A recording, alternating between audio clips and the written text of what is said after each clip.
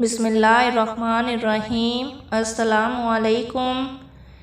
20 iron से भरपूर ग़िज़ाएँ। ये ग़िज़ाएँ आपके जिस्म से आयरन की कमी को ख़त्म कर देंगी।